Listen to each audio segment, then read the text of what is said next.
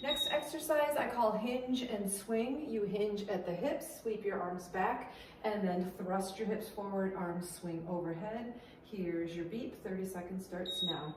Hinge down, push your hips forward to come up. The arms are a bit weightless on the way up, because most of the move is initiated from the hip thrust. Don't get your head lower than your hips. That can make people dizzy.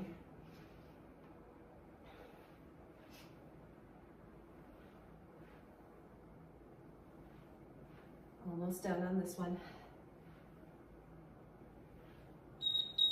Do one more. Good, done.